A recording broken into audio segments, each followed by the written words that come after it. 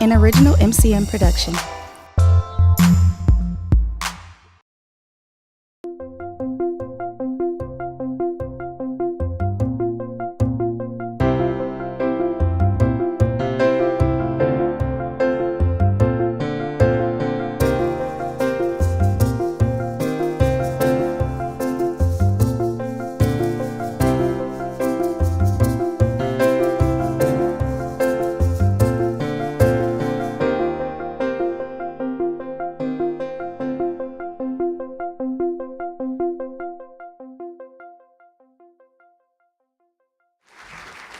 Thank you, President Dan. Welcome to Milwaukee, all conference attendees. We're happy to have you here, and I hope that you will have a few kind words to wherever you're going on your return. I have the distinct honor and privilege of introducing Joe Cirincione, who's the president of the Global Security Foundation Ploughshares Fund. He's based out of Washington, D.C., and he's a nuclear policy expert who served for nearly a decade during the Reagan administration, starting at the Reagan administration at the House Armed Services Committee.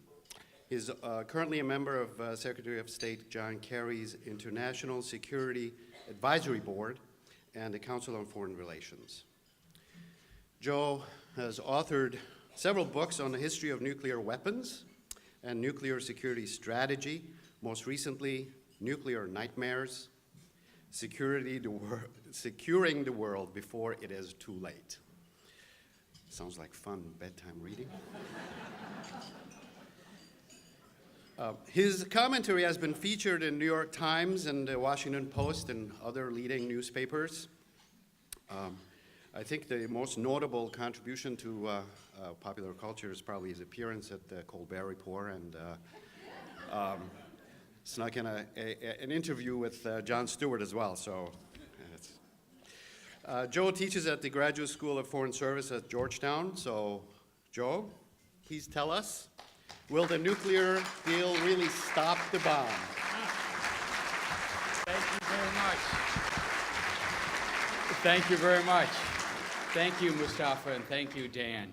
And thank you to the Rotary Club for sponsoring this, and to all of you who have to be here. And particularly thank you to Annette Roberts and to the legendary Joan Robertson. Thank you very much for bringing me back to Milwaukee for this occasion. It's a real pleasure to be here. As Mustafa mentioned, I'm president of the Ploughshares Fund. We're a foundation that's been in existence for about 35 years now, dedicated to reducing and eliminating nuclear threats. We raise money from generous donors and grant it out to the smartest people we can find with the best ideas of how to do that. So if you either have money or need money, please see me afterwards. We'll talk. We'll talk. I thought I would talk for about 20 minutes or so and then open up for questions so we can get to the things that most concern you about this recently concluded and now enacted nuclear agreement with Iran. If you have just been paying attention to the congressional debate, you think that this agreement is somewhere between catastrophic and barely good enough. But that is not the view of national security experts around the world. That is not the view of the leading military and diplomatic experts in this country. Right after the deal was formally announced in July, I went on the Rachel Maddow show and did an interview about this. And at the end of that, Rachel said that this agreement was the most important diplomatic achievement in a generation or more. Okay, liberal MSNBC host. The next day, the New York Times said that this agreement was one of the most consequential accords in recent diplomatic history. The President of the United States just spoke to the United Nations in September, and he held up this agreement of how conflicts can be resolved, how disasters can be averted, and as an example of what can be achieved when the international system works the way it should. It's been endorsed by diplomats and scientists and former military. Most of our allies have been in favor of this. In fact, in most countries of the world, this was a non-controversial agreement. Our closest allies in Europe, the conservative governments of the United Kingdom and France and Germany, helped negotiate this deal. This was not just a pact between the United States and Iran. This was a 7-nation accord, including Russia and China, including the entire European Union involved. It was only here that this became a hugely controversial issue. So I want to tell you a little bit about why, and what this deal actually does, and what it means. Let me start with what it means. This agreement, as of the middle of this month, is now in effect. It's cleared all the hurdles it has to clear here in the Congress. The Iranian government has approved it. All the other respective governments have approved it. And as of October 18th, it is now adopted. It is in place. And actually, the most interesting part of this agreement is about to happen. Watch over the next few months as Iran begins to disassemble a nuclear complex that for 10 years presented itself as one of our major national security threats. What many people considered the most urgent case of nuclear proliferation in the world today. The fear was that if Iran went ahead with the program that they said was to make fuel for the reactors, but using facilities that could also be turned into making fuel for bombs, that this would be a chain reaction in the Middle East. That if Iran went ahead and built this program and was on the verge of developing a nuclear weapon, or actually developed a nuclear weapon, then its neighbors would feel compelled to follow suit, and we would have a new nuclear arms race in the Middle East, probably the most unstable region of the world today. A disaster. That disaster has now been averted. That is not going to happen. Over the next few months, Iran is going to rip out 2/3 of its centrifuges. These are the machines that spin uranium gas around and enrich it from its natural state to a state where it can undergo fission, where it can be used for fuel or for bombs. 2/3 of those machines ripped out, stored in warehouses under lock and seal. It's going to take its stockpile of enriched uranium and ship almost all of it out of the country, about 12 tons of uranium gas. Remember when Benjamin Netanyahu went out to the United Nations and he had that cartoon bomb, and he warned that the stockpiles of uranium were building up in Iran and it would soon cross a red line, and if they did, and that might happen within weeks, that Israel would be forced to attack? That bomb has now been drained. All that uranium fuel is going to be taken away. 12 tons gone, they'll be left with about 300 kilograms. You know what you can do with 300 kilograms of low-enriched uranium gas? Squat. You can't do anything. You can't make fuel, you can't make a bomb. It's purely token. It's a face-saving amount that we left them. They are going to take out the core of their plutonium-producing reactor, a research reactor that they were planning, that they said was to make medical isotopes. This is what people have these kinds of reactors to do. The problem is that the fuel in that reactor, once it starts undergoing fission, produces plutonium, the other material for a bomb.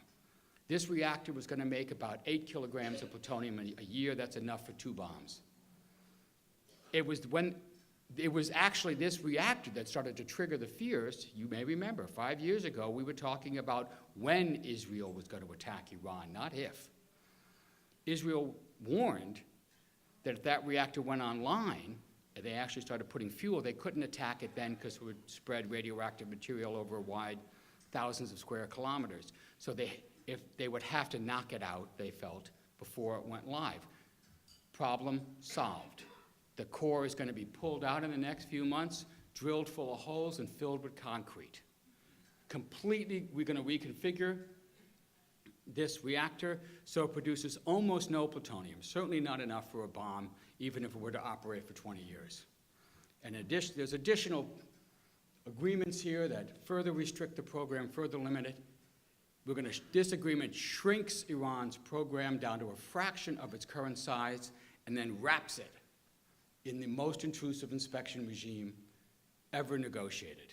Much more rigorous than any other country has to go through. Why? Because we don't trust Iran. This is not a matter of trust. This is all verification. In fact, we actively mistrust them. We're expecting them to try and cheat, which is why this inspection regime has multiple layers. Why, for the next 25 years, Iran has agreed to special procedures that will track every ounce of uranium from the time it leaves their mine until it goes through the processing and ends up stored as a gas in a cylinder. We're going to have cameras and seals and inspectors everywhere. And these aren't Game of Thrones wax seals on parchment.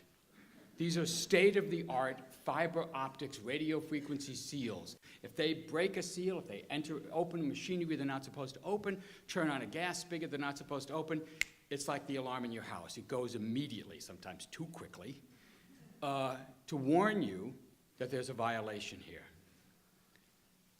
Most of these restrictions last for 15 years. Some go for 20, some for 25. But some of the conditions of this agreement are like diamonds. They last forever. Iran is permanently banned from ever developing, producing, or deploying a nuclear weapon. The inspection regime is permanent. It never goes away.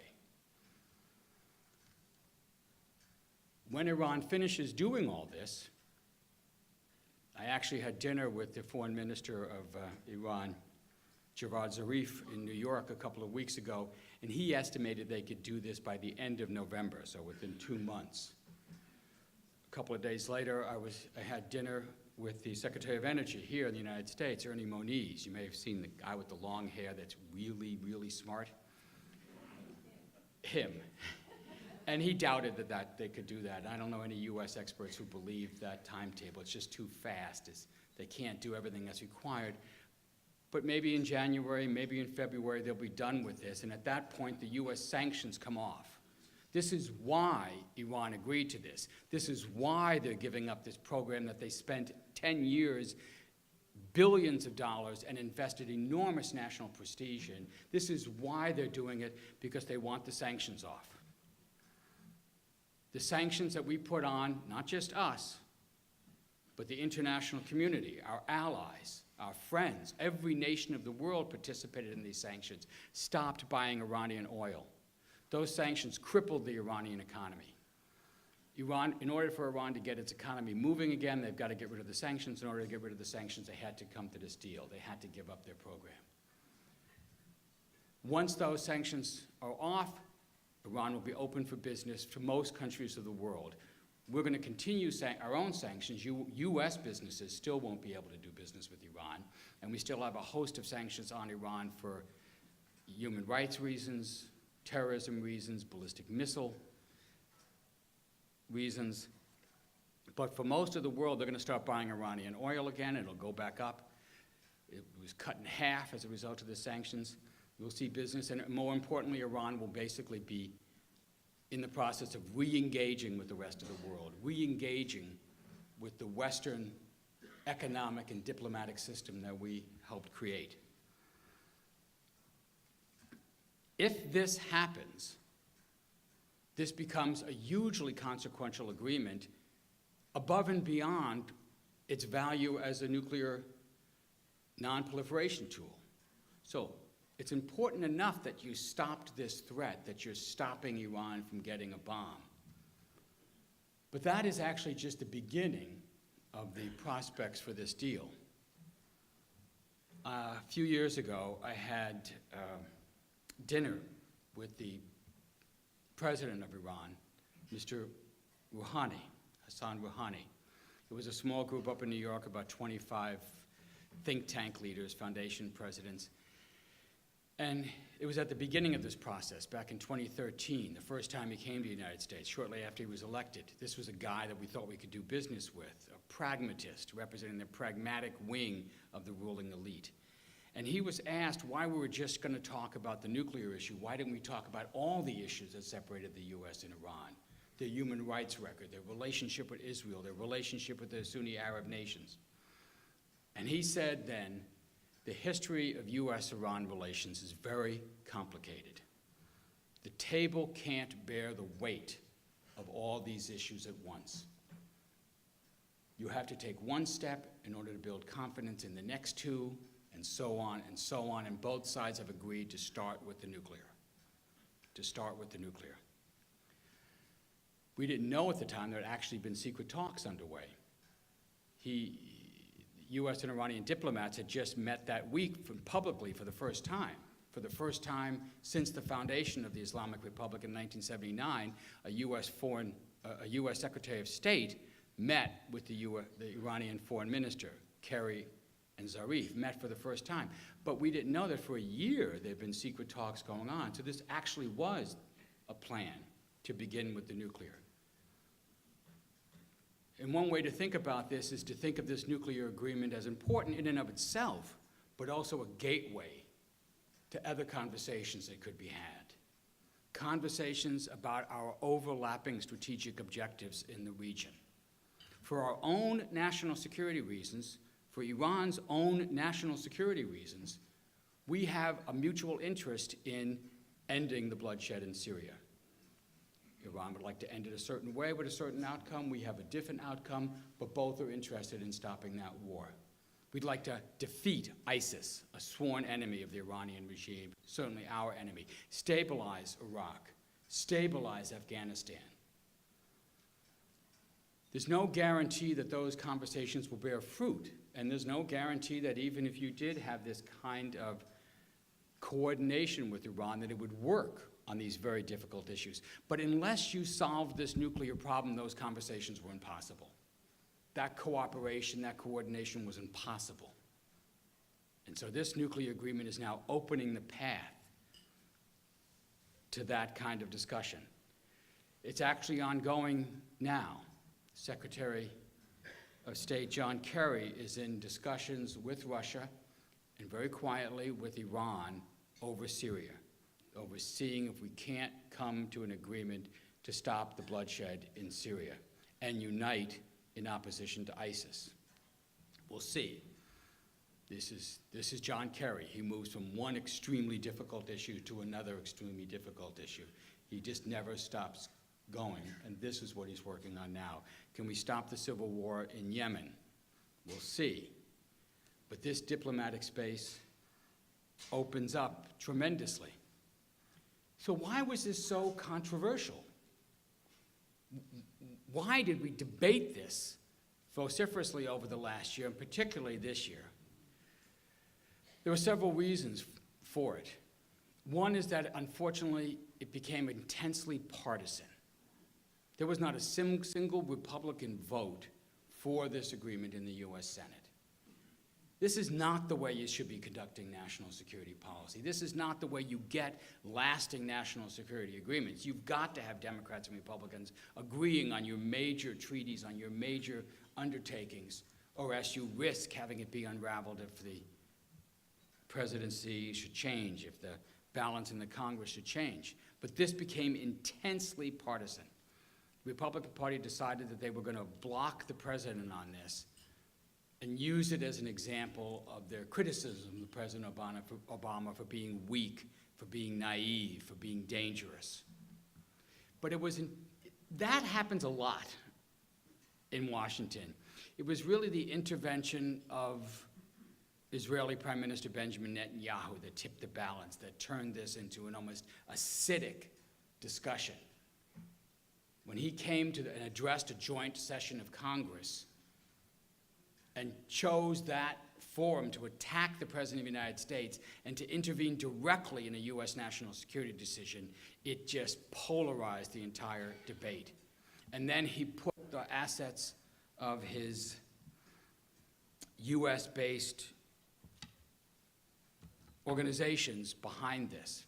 And it became intensely a domestic issue, where donors to candidates, constituents of candidates, were now engaged in lobbying against the agreement. It made it a very difficult vote for many members of Congress. And In normal circumstances, that might have been enough to kill the deal. But three things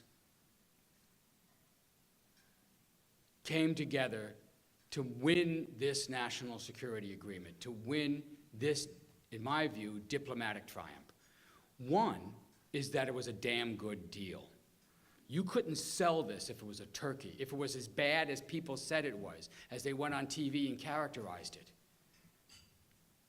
But you had letters from former secretaries of state, former secretaries of defense, leaders of our military endorsing this agreement. You had letters from 29 leading U.S. scientists, including nuclear scientists, including 7 Nobel laureates, embracing the agreement, praising its innovative characters. You had letters from 330 rabbis endorsing the agreement. I was proud to be part of a letter from 80 leading nuclear policy experts in the United States and around the world endorsing this agreement. In the expert community, there was actually very little debate about the merits of the agreement. I can't think of a non-proliferation expert who was actually against the agreement. People had quibbles, they had some thoughts, this should have been churned this way, this would have been better that way, but I can't think of one who actually came out in active opposition. So you had this solid block of support for this good agreement. The second thing that mattered was you had the President of the United States pushing this, seizing this as one of his major issues, a goal that he had set for himself on the day he was inaugurated. When the President was inaugurated in January of 2009, in his speech, he extended the hand of friendship to Iran if, he said, they would unclench their fist and embrace it. Under Ahmadinejad, the president at that time, the Holocaust-denying, rabble-rousing president of Iran, they weren't about to negotiate with us. They weren't that interested. But over time, even that changed. And when Rouhani was elected in 2013, you finally had a partner you could deal with. The great tragedy of U.S.-Iran relations has been when one side has been willing to talk, the other has not. Well, so now you had a moment where you had pragmatic leadership in both countries who were willing to engage in talks. And you also had in the House and in the Senate Democratic leadership completely behind this agreement, pushing it, taking it up as a top priority to round up the votes for this. But still, a good deal, president behind it, Democratic leadership behind it. They've been behind things like that before and they failed. In this case, what made a difference, and this is a lesson for the Rotary clubs, is the involvement of civil society. It's what people outside the government did on this, the role that citizens can play on this. At Ploughshares Fund, what we did was help organize a network of individuals, of organizations who were dedicated to achieving this diplomatic solution to this pressing national security problem. We gave grants to experts to do reports at the Brookings Institution or the Carnegie Endowment. We teamed up with former diplomats who were having back-channel talks with U.S. and Iranian officials. We worked with grassroots groups like Peace Action and Council for a Livable World and MoveOn.org. And we knit them all together into a coalition that would have regular email exchanges, phone calls, meetings, coordinating in some cases on lobbying Congress, coordinating in other instances to rebut some of the false charges brought against this agreement. And it made a difference. When Congress broke in August, if you were following this story, you knew that many politicians were afraid that their town hall meetings in August were going to turn into a replay of the angry meetings that happened around Obamacare during the first year of the Obama administration, that they'd be stormed by people attacking the politicians for daring to vote for that kind of agreement. It didn't turn out that way. It turns out that at town hall meetings around the country, more people supporting the agreement came out than people opposed to it. There were some fierce debates, but in general, the public was in favor of this agreement, and the involved public showed their support for it. So in editorial pages around the country, including here in Milwaukee, the newspapers endorsed the agreement and urged their representatives from that state, from those districts, to support the agreement. There's only a handful of papers in the country that came out against it. The Wall Street Journal is probably the most famous. And it was that civil engagement that really made the difference. So I'm based in Washington, and when the members came back from their August recess and they had to actually take a vote on a controversial issue, it was wrenching for many of them. You saw some of them anguish over this in their statements or in their media appearances. But in the end, you had more than enough members of the House and more than enough members of the Senate supporting this agreement so that there was no chance for the Congress to reject it. There was no veto necessary. There was never a motion of disapproval. There was never a threat to block the president on this. The agreement was allowed to go into effect. So if I'm right about this, over the next few months, you're going to see the concrete national security benefits of this agreement. But I think from a Rotary point of view, if one of your goals is to spread goodwill and peace around the world, you should be looking at this agreement as the manifestation of that goal. And if you haven't had the chance to read President Obama's speech before the United Nations in September, I recommend it to you. It was a speech that, in my view, transcended partisan politics, that it wasn't a Democratic speech or a Republican speech. It was a speech by the president of the country that started the United Nations, that out of the chaos of World War II tried to erect a system of international agreements and institutions and modalities that could stop a third world war from devastating the continent of Europe or the world. A set of institutions that have actually worked to keep the peace. I know it's depressing to read the paper every day. I know it's disheartening to look and open up and there's another act of barbarism that you can't believe is happening. Well, the world's a messy place. And I think it's unlikely that we're ever going to see the end of these kinds of incidents. But overall, globally, since the end of World War II, the world is a better place. We are getting better, not worse. There is less violence in the world than there used to be. There are fewer wars than there used to be. There are fewer people dying in wars. People are living longer than they ever have in human history. People are richer than they've ever been in human history. As a species, we are making progress, even though there may be regions of our planet where the turmoil is still heartbreaking and wrenching. But we do not have great power conflicts anymore. The idea that France and Germany would go to war is unthinkable now. But that's exactly what France and Germany did for every generation of their existence, including when they were just Franks and Goths. But we have erected institutions that have prevented that, and that had the potential for not just giving a peace in Europe. 70 years is an unprecedented period of peace in Europe. Never before in history has Europe been as peaceful as it is today, but the possibility of extending that out. And that's what President Obama was talking about in his speech, and I just want to read a couple of sentences and then I'll end. He points out that even as we're making this progress, even as in America our economy is growing and we're disengaging from some of the wars in Iraq and Afghanistan, although not completely. There is a debate in America, and this is his quote, that America's role in the world should be defined by our opposition to old enemies and perceived adversaries. That we see an argument made that the only strength that matters for the United States is bellicose words and shows of military force, that cooperation and diplomacy will not work. And he holds up this agreement as an example of what happens when the nations of the world can unite, and says if this deal is fully implemented, the prohibition on nuclear weapons is strengthened, a potential war is averted, our world is safer. That is the strength of the international system when it works the way it should. I know there are criticisms of President Obama. I know there are criticisms of this Iran deal. But I ask that over the next few months, you suspend your judgment of those and you just watch what happens. You don't have to listen to a president's speech. You don't have to believe in a certain line of argument. Just watch what happens.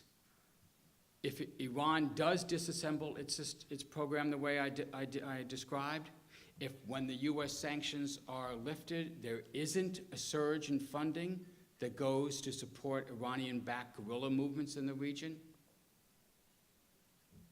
if these conversations between the U.S. and Iran do take place, if there is increased cooperation on resolving the conflicts in the Middle East, then not only will we have ended one of the greatest nuclear threats we've ever faced as a nation, but we will have started to make the Middle East a little safer. We'll have started to make the world a little more stable.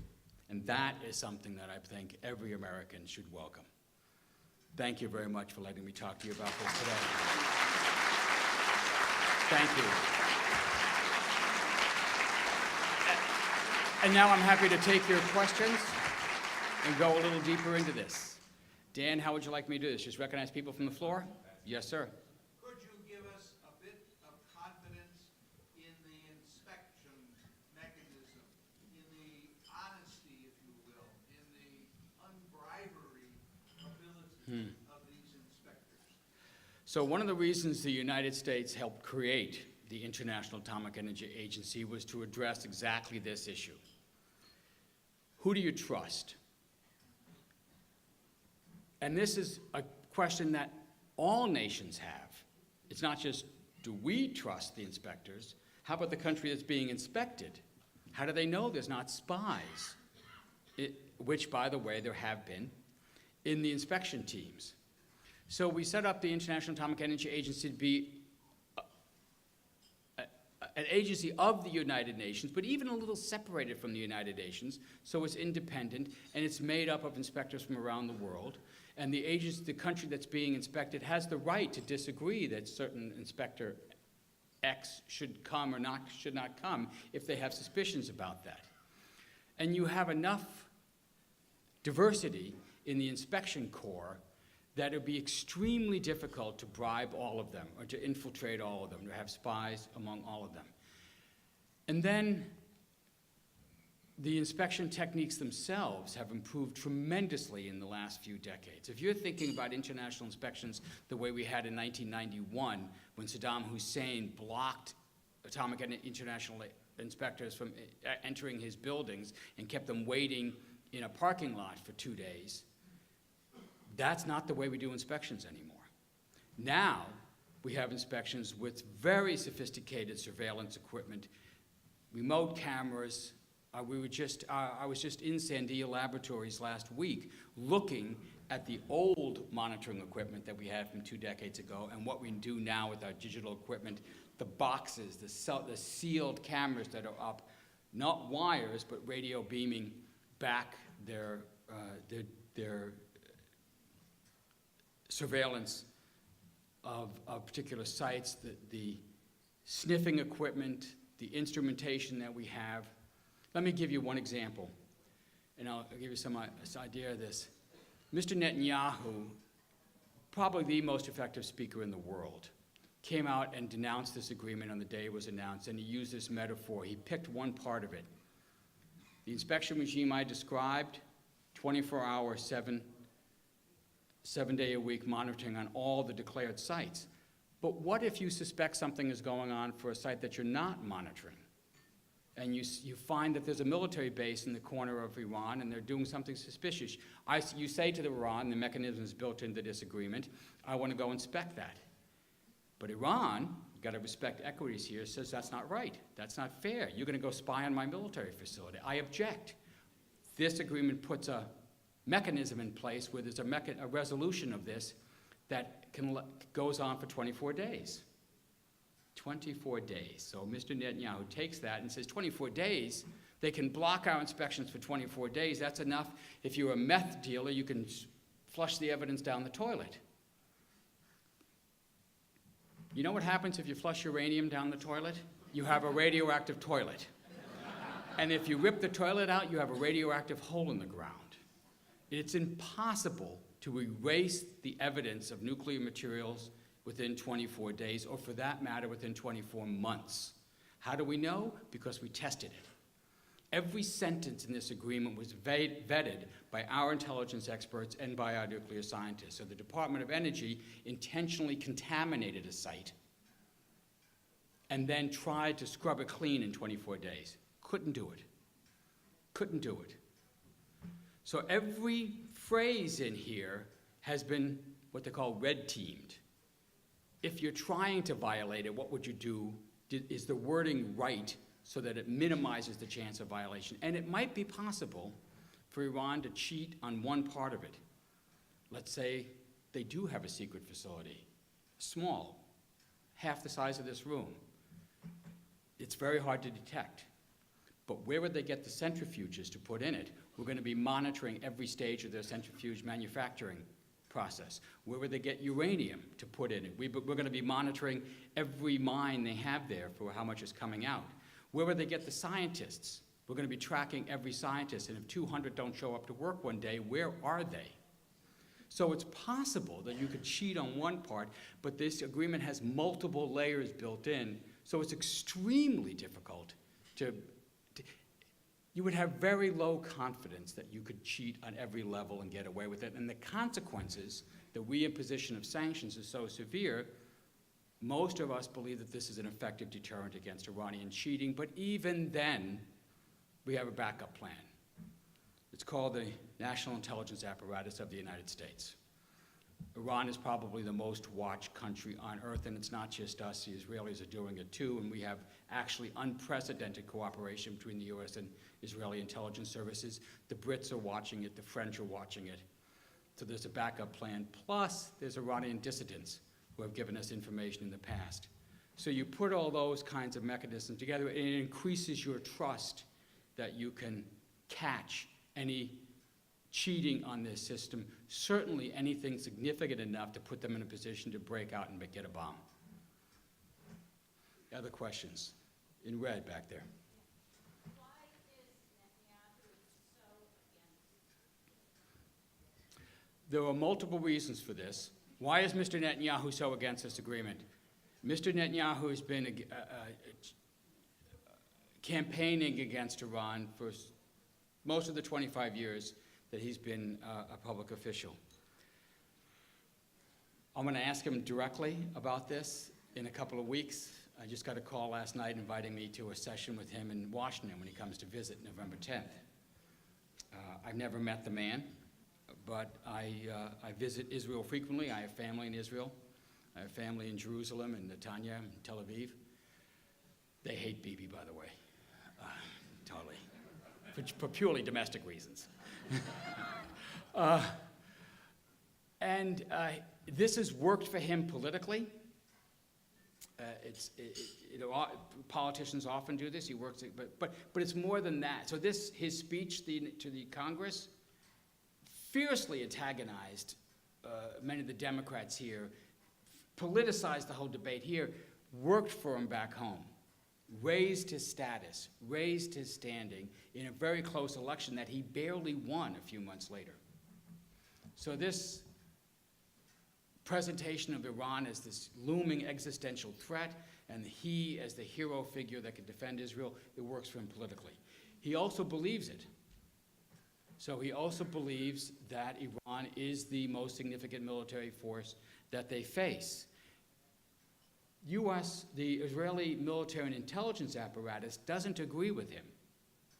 Everything I just said about the agreement, the Israeli Atomic Energy Council just came out with a report that basically said what I just said. So this is the people in Israel who are charged with the supervision and oversight of the Israeli nuclear complex. Israel has about 100 nuclear weapons that they neither confirm nor deny. And this agency did a big study of this Iran agreement and agreed, and it's in the Israeli newspapers this week, that this agreement will stop Iran from getting a bomb, and that the chances of getting away with cheating undetected are small, and embraced this, as did most of the former IDF, Israeli Defense Forces leaders, as did former leaders of Mossad and Shin Bet, the Israeli intelligence agencies. So you see a difference, a distinction between the political positioning of the civilian politicians and what the Israeli military and intelligence apparatus believes. Finally, there's this underlying issue. Whenever there's a strategic shift, the people most closely affected by this shift get very nervous. And this is why we pay our diplomats so much money. They have to spend a lot of time reassuring the people that by this shift. So when Nixon was reaching out to Mao, going to communist China, which was aiding the North Vietnamese and killing, in a war that was killing thousands of Americans a year, and Nixon still goes and meets Mao in 1972 and makes this historic handshake, toast in this case, and changes U.S.-China relationships. Henry Kissinger was spending a lot of time talking to the Soviet Union, trying to reassure them that the strategic shift was not going to be U.S. and China ganging up on them. When Reagan started to talk to Gorbachev, a move that was fiercely opposed by many in the United States, George Shultz and Jim Baker, as Secretaries of State, spent a lot of time talking to our NATO allies, that this was not going to be an abandonment of NATO. Similarly here, people in the region fear that if the U.S.-Iran relationship develops, that Iran's importance to the United States will rise, and therefore, in a zero-sum view, their importance will decline. And this is why the Sunni Arabs, particularly Saudi Arabia, were so concerned about this. And this is why Benjamin Netanyahu is so concerned about it.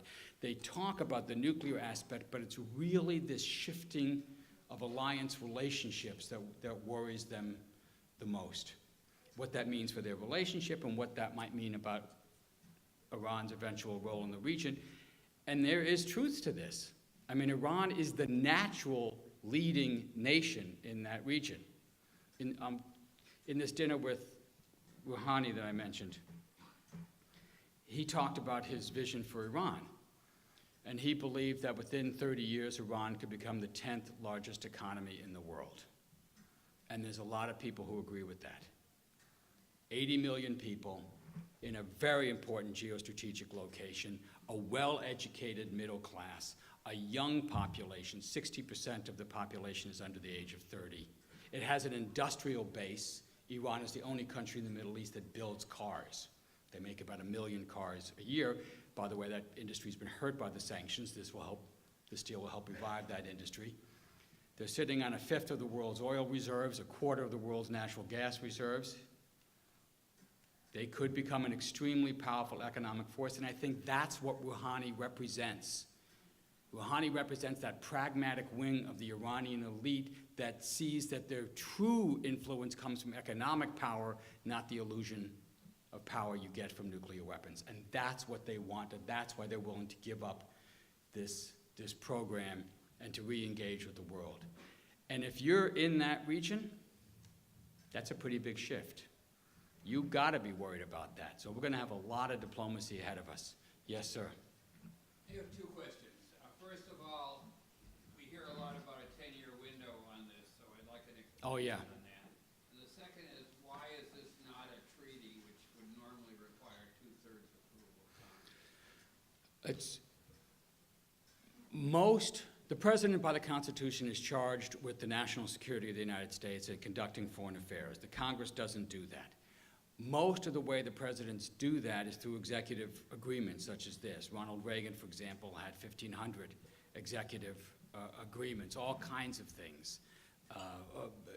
Basing of forces in countries, nuclear cooperation agreements, the agreement the President Clinton made with North Korea, that was an executive agreement. The agreement that Nixon made with China, executive agreement. A treaty is reserved for where you're obligating the United States to give up, to take certain steps, such as, for example, reduce our nuclear arsenal. You know, that's something that by necessity involves the Congress in judging the appropriations and expenditures. So this was an executive agreement. Also, when the negotiations started, they didn't think it was going to get this complicated. It wasn't going to go this long.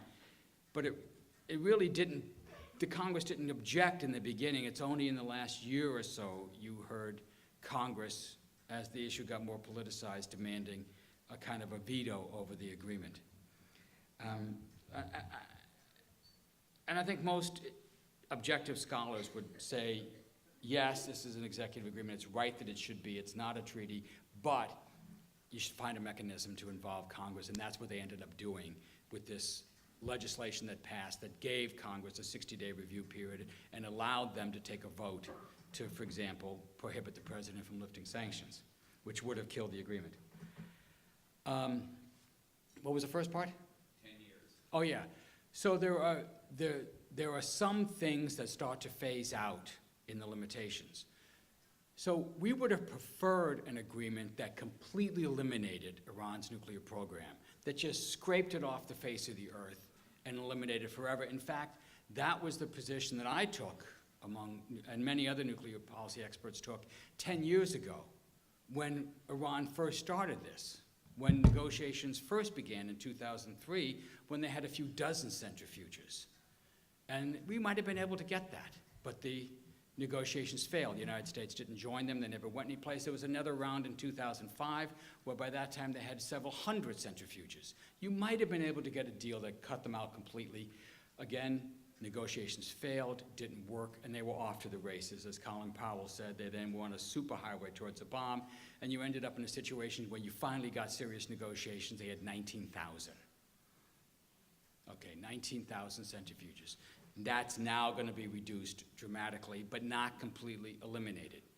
So once you start in that frame, how long do the restrictions last? Could they never go over 5,000, which is what they're allowed? Can they never be allowed to go over 300 kilograms of enriched uranium? Well, the answer is no. The idea is, as you build confidence that their program is purely for peaceful purposes, you will gradually start taking some of the restrictions off. And in 10 years, they're allowed to start development of more advanced centrifuges, to allow research on more advanced centrifuges that could replace these 1970s technology that they currently have. So that restriction starts to come off in 10 years, and that's a worrying problem. The other restrictions stay, but after 15 years, now they're allowed to build up more stockpile of highly enriched uranium, and they're allowed to start increasing the number of centrifuges. And that is really the worrying point in 15 years, because it then becomes theoretically possible for them to put enough centrifuges in place and have enough gas ready so that if they wanted to, they could try to bolt for a bomb. But that's why there's other restrictions that stay in place for 20 years, 25 years, to be able to monitor these facilities, to track, as I say, the uranium coming out of the mine, so you can have a greater confidence that you could detect such a breakout. But it does become a problem. This agreement does not solve the problem forever. No treaty does. No agreement does. In the international system, you got to see this as just a brick in the wall you're trying to build. And we have 15, 20, 25 years to put some more bricks in place, to put a new system in place, so that when these, as Senator Coons from Delaware gave a speech, he said, we have to work on improving the international system to beef up the global standards, so by the time Iran leaves some of these restrictions in 15 years, they enter into a global agreement that has the same kinds of restrictions that every country has agreed to, that the Iran agreement actually becomes the new gold standard for how countries are allowed to do uranium enrichment programs. But that's a task for the next 15 years. Some of the young people in this room today hopefully will be working on that, and it'll be their problem in 20 years when this agreement ends. Other questions? Yes, sir. Oh, sir. Who will be the brick mason over the next 25 years? Is that the UN? Who's going to be watching the story? Well, the monitors continue to be the UN, backed up by the intelligence, but who does this kind of thing? The other bricks. The other bricks. This is already happening. So one of the reasons this agreement got so much support from non-nuclear policy experts is that it did things that no other agreement did before. It put like tracking the uranium mines. Countries have never been required to do that. Iran is. Well, maybe everybody should.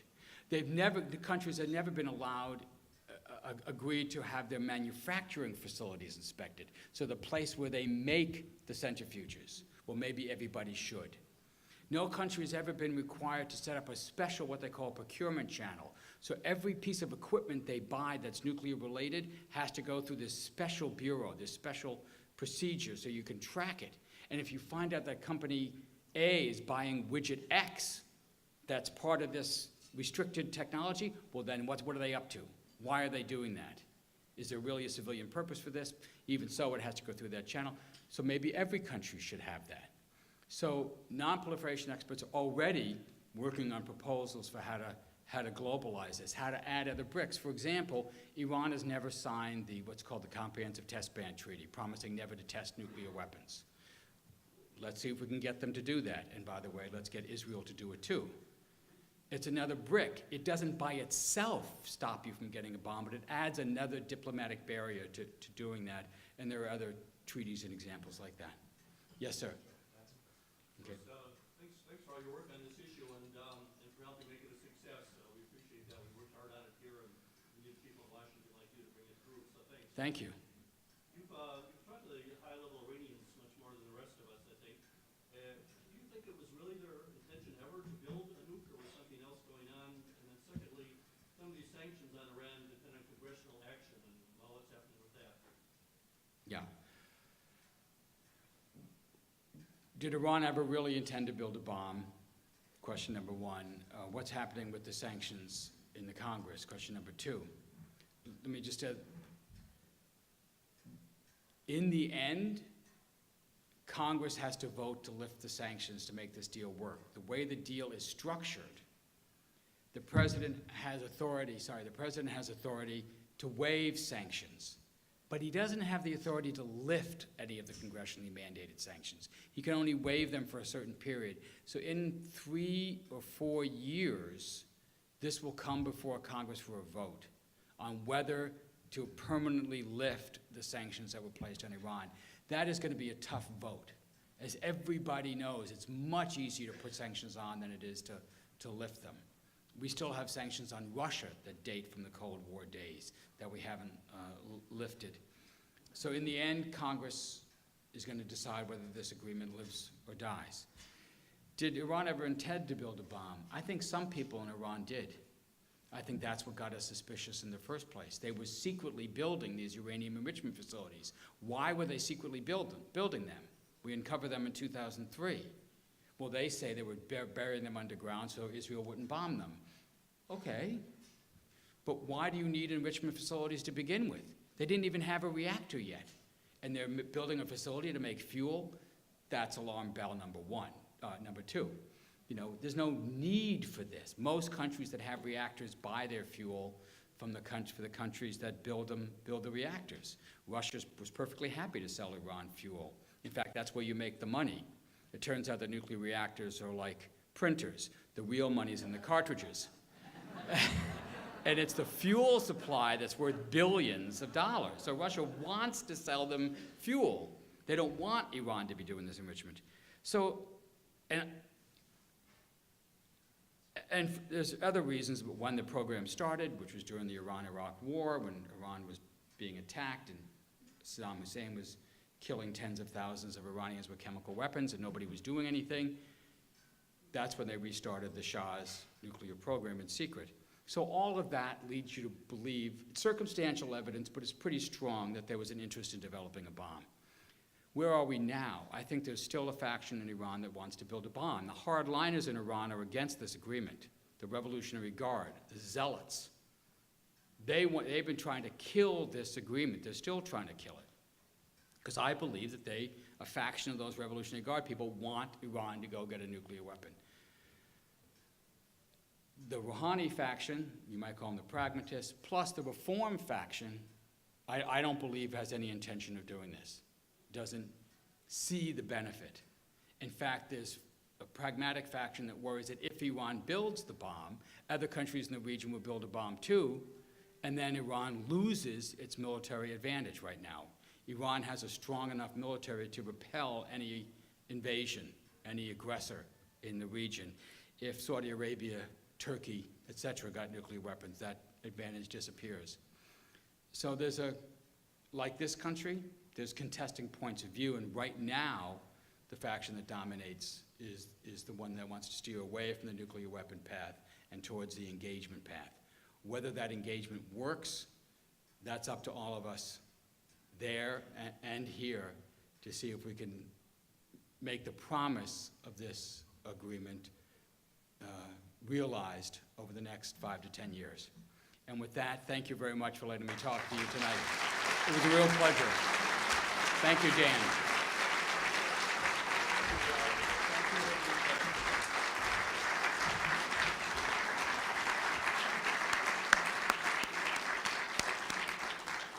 Thank you, Joe. I think we all appreciate such a clear explanation of the treaty with Iran, and we also appreciate your confidence in the strength of the treaty. Now, for the large club people, we will begin at 2 o'clock at the other end of this floor. For the Milwaukee Rotary people, the badges you're wearing, please drop them in the green basket on the way out. That's what Liz told me to say. Okay? So thank you all for coming. We hope you enjoyed Joe's presentation, and we are adjourned.